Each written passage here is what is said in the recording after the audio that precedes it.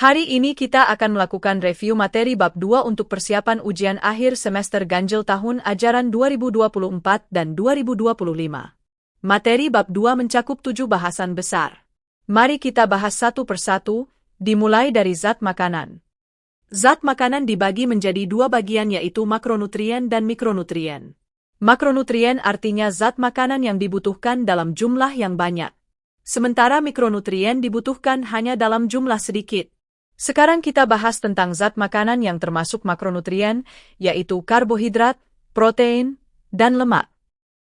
Dimulai dari karbohidrat. Karbohidrat berasal dari makanan yang mengandung pati seperti beras. Berfungsi sebagai sumber energi utama tubuh. Kemudian protein yang berasal dari ikan, daging, sayuran. Berfungsi untuk pertumbuhan dan perbaikan sel. Selain itu juga berfungsi sebagai sumber energi. Zat makronutrien terakhir adalah lemak.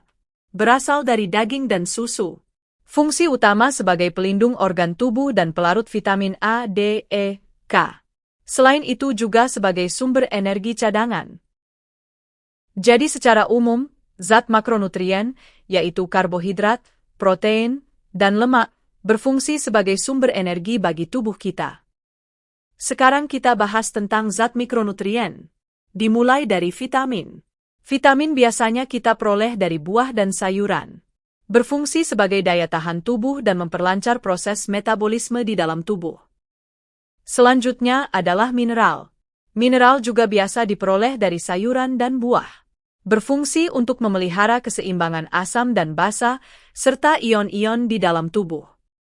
Selain karbohidrat, protein, lemak, vitamin, dan mineral, manusia juga membutuhkan air untuk dapat menjalankan fungsi tubuhnya.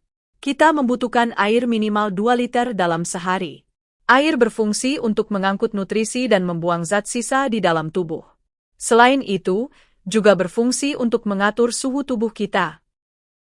Sekarang kita akan membahas tentang zat aditif makanan. Zat aditif makanan adalah zat yang ditambahkan ke dalam makanan dalam jumlah tertentu untuk meningkatkan kualitas dan daya tarik makanan. Zat aditif ada yang berasal dari bahan alami dan ada yang dibuat oleh manusia. Dibagi menjadi 5 bagian besar, yaitu pewarna, pemanis, pengawet, dan penyedap. Kita bahas mulai dari pewarna. Pewarna adalah bahan-bahan makanan yang dapat menghasilkan warna bagi makanan. Contohnya kunyit untuk warna kuning, karamel untuk warna coklat. Pewarna buatan contohnya biru berlian untuk menghasilkan warna biru. Sekarang kita bahas tentang pemanis. Pemanis tentunya adalah bahan makanan yang menghasilkan rasa manis. Contohnya gula, madu, dan tebu. Untuk pemanis buatan contohnya sakarin dan aspartam. Kemudian pengawet. Pengawet adalah bahan makanan yang bisa menambah waktu simpan makanan, seperti garam, cuka, dan gula. Pengawet buatan contohnya natrium nitrat. Zat aditif terakhir adalah penyedap. Penyedap adalah bahan makanan yang bisa menambah rasa pada makanan. Contohnya terasi, serai, daun salam. Sementara itu penyedap buatan contohnya MSG. Sekarang kita lanjut membahas tentang sistem pencernaan manusia. Sistem pencernaan adalah sekumpulan organ yang menjalankan fungsi tubuh untuk mencerna makanan dan minuman untuk menghasilkan nutrisi dan energi. Mula-mula makanan akan masuk melalui mulut. Di mulut, makanan akan mengalami pencernaan mekanik dengan bantuan gigi dan lidah. Kemudian pencernaan kimiawi dibantu enzim ptialin yang dihasilkan oleh kelenjar ludah. Enzim ptialin berfungsi untuk mencerna karbohidrat kompleks seperti amilum menjadi karbohidrat sederhana seperti glukosa. Selanjutnya makanan akan masuk ke esofagus atau kerongkongan. Di sini, makanan akan diremas dan didorong menuju lambung menggunakan gerakan peristaltik. Sesampainya di lambung, makanan akan dicerna kembali secara mekanik dengan bantuan otot dinding lambung. Kemudian secara kimiawi oleh getah lambung yang menghasilkan HCl dan enzim. Fungsi HCl dan enzim dapat kamu perhatikan pada layar.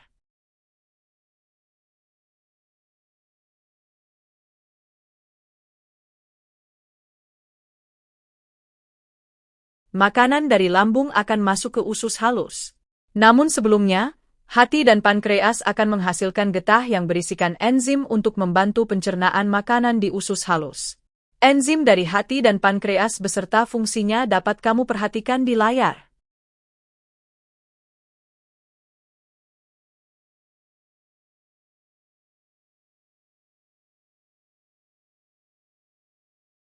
Setelah dari lambung, makanan yang belum tercerna akan dicerna kembali di usus halus. Usus halus terdiri atas 3 bagian besar, yaitu duodenum, jejunum, dan ileum. Di usus halus, pencernaan masih terjadi di bagian usus halus duodenum dan jejunum, dibantu oleh enzim. Di usus halus ileum, makanan sudah semua tercerna sehingga pada usus ileum, fokus pada penyerapan nutrisi atau sari-sari makanan. Sisa makanan yang tidak dicerna atau diserap kemudian masuk ke usus besar. Di usus besar, sisa makanan akan diatur kadar airnya. Jika berlebihan akan diserap oleh usus besar. Di usus besar juga terdapat bakteri E. coli yang membantu proses pembusukan makanan. Sisa makanan yang sudah berbentuk feses akan disimpan sementara di dalam rektum. Kemudian akan keluar melalui anus.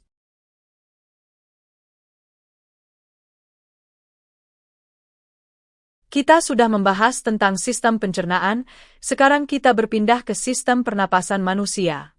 Sistem pernapasan adalah kumpulan organ yang bertugas untuk melakukan pertukaran udara berupa oksigen dan karbon dioksida. Udara pertama sekali masuk melalui hidung. Di hidung terdapat rambut halus dan lendir yang berfungsi untuk menyaring udara yang masuk. Selanjutnya, udara akan melewati faring. Faring juga merupakan ruang dengung atau resonansi suara. Udara berlanjut lagi masuk ke laring. Di laring terdapat epiglotis sebagai penutup ruang antara tenggorokan dan kerongkongan. Selain itu, pada laringlah suara dihasilkan. Udara kemudian masuk ke bagian tenggorokan atau biasa disebut trakea. Di trakea, terdapat silia atau rambut halus yang berfungsi untuk menyaring udara dari debu dan kotoran. Jadi penyaringan udara terjadi 2 kali, pertama di hidung, kedua di trakea. Setelah dari trakea, udara bersih akan masuk ke bronkus atau biasa disebut cabang tenggorokan. Bronkus bercabang 2, menuju ke paru-paru kanan dan kiri. Di bronkus udara diatur suhunya agar sesuai dengan keperluan. Selanjutnya, udara yang telah dihangatkan akan masuk ke bagian paru-paru, dimulai dari bronkiolus atau cabang bronkus. Bronkiolus jumlahnya sesuai dengan jumlah lobus setiap paru-paru. Sebanyak 3 bronkiolus di kanan, dan 2 bronkiolus di sebelah kiri. Kemudian udara akan masuk ke bagian paru-paru terakhir, yaitu alveolus. Alveolus juga biasa disebut gelembung udara dan memiliki kapiler darah. Di alveolus akan terjadi pertukaran udara atau gas, yaitu antara oksigen dan karbon dioksida. Seperti yang sudah disebutkan sebelumnya, organ paru-paru tersusun atas bronkiolus dan alveolus. Selain itu juga terdapat selaput pleura atau pelindung yang membungkus paru-paru beserta pembuluh atau kapiler darah. Sekarang kita lanjut membahas tentang zat adiktif. Zat adiktif adalah zat yang dapat menyebabkan kecanduan, ketagihan, ketergantungan jika dikonsumsi melebihi batas yang dianjurkan. Digolongkan menjadi 2 bagian besar, yaitu golongan psikotropika dan golongan non-psikotropika. Golongan psikotropika biasanya adalah obat perangsang, obat depresi, serta obat penenang operasi. Sementara itu, golongan non-psikotropika biasanya adalah alkohol, nikotin, dan kafein. Sekarang kita akan fokus untuk membahas tentang zat adiktif golongan non-psikotropika khususnya yang terdapat di dalam rokok. Pada rokok terdapat zat adiktif berupa nikotin serta zat berbahaya lainnya seperti tar yang bersifat karsinogenik dan karbon monoksida yang dapat merusak peredaran darah.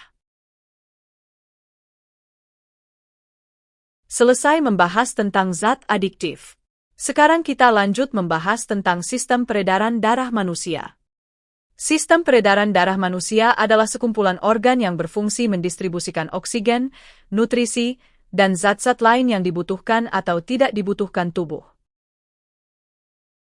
Kita mulai membahas tentang salah satu organ utama pada sistem peredaran darah, yaitu jantung beserta bagian-bagiannya. Dimulai dari aorta. Aorta adalah pembuluh darah terbesar yang berfungsi mengangkut darah kaya oksigen dari jantung ke seluruh tubuh kita. Selanjutnya ada atrium kiri atau biasa disebut serambi kiri. Serambi kiri adalah salah satu bagian dari ruang jantung yang berfungsi untuk menerima darah bersih atau kaya oksigen dari paru-paru. Kemudian dilanjut dengan ventrikel kiri atau biasa disebut bilik kiri. Bilik kiri juga merupakan bagian ruang jantung yang berfungsi untuk memompa darah bersih kaya oksigen ke seluruh tubuh. Ruang jantung lainnya adalah atrium atau bilik kanan. Berfungsi untuk memompa darah kotor kaya karbon dioksida dari jantung ke paru-paru. Kemudian terdapat pembuluh darah nadi atau arteri pulmonalis. Berfungsi untuk membawa darah kaya karbon dioksida dari jantung ke paru-paru. Bagian ruang jantung terakhir adalah atrium atau serambi kanan. Berfungsi menerima darah kotor kaya karbon dioksida dari seluruh tubuh ke jantung bagian bilik kanan. Jadi, dapat disimpulkan terdapat 4 ruang jantung. 2 ruang jantung di sebelah kanan, yaitu serambi kanan dan bilik kanan berisi darah kotor yang kaya karbon dioksida. Sementara itu, ruangan di sebelah kiri yaitu serambi kiri dan bilik kiri berisikan darah bersih yang kaya oksigen. Sekarang kita bahas tentang 2 jenis sistem peredaran darah. Yang pertama adalah peredaran darah kecil. Dikatakan kecil karena lintasan yang dilalui darah cukup singkat, yaitu dari jantung ke paru-paru, kembali ke jantung. Urutannya berdasarkan gambar adalah dari nomor 3 bilik kanan ke nomor 10 arteri pulmonalis. Kemudian ke 8 paru-paru, dilanjut ke 11 atau vena pulmonalis dan terakhir kedua yaitu serambi kiri. Jenis kedua adalah peredaran darah besar karena rute yang dilalui darah cukup panjang, yaitu dari jantung ke seluruh tubuh, kecuali paru-paru, kemudian kembali lagi ke jantung. Urutannya berdasarkan gambar, yaitu darah mengalir dimulai dari 4 bilik kiri ke 12 aorta. Kemudian masuk ke 6 arteri dan didistribusikan ke seluruh tubuh bagian 7 dan bagian tubuh atas yaitu kepala dan tangan nomor 9. Darah kemudian masuk ke nomor 5 vena dan berakhir di nomor 1 yaitu serambi kanan jantung. Selesai tentang sistem peredaran darah. Sekarang kita lanjut ke sistem ekskresi manusia. Sistem ekskresi adalah sekumpulan organ yang mengeluarkan zat sisa metabolisme yang sudah tidak diperlukan tubuh. Organ-organ tersebut adalah ginjal, hati, paru-paru, dan kulit. Ginjal dan beberapa organ yang bekerja sama dengannya akan melakukan ekskresi berupa urin. Kemudian dilanjutkan dengan paru-paru dan beberapa organ yang bekerja sama dengannya akan mengeluarkan karbon dioksida dan air. Selanjutnya ada hati yang akan melakukan ekskresi berupa urea. Terakhir ada kulit yang mengekskresikan keringat dan minyak. Sekarang kita akan fokus pada organ-organ yang bekerja sama untuk mengekskresikan urin. Zat-zat sisa metabolisme diproses dan disaring di ginjal. Kemudian zat sisa berupa urin akan mengalir melalui ureter menuju kandung kemih. Kandung kemih adalah tempat penyimpanan urin sementara. Ketika kandung kemih penuh, urin akan keluar dari tubuh melalui uretra. Kita sudah membahas keseluruhan materi di bab 2. Jika ada pertanyaan silahkan tulis di kolom komentar. See you on the next video.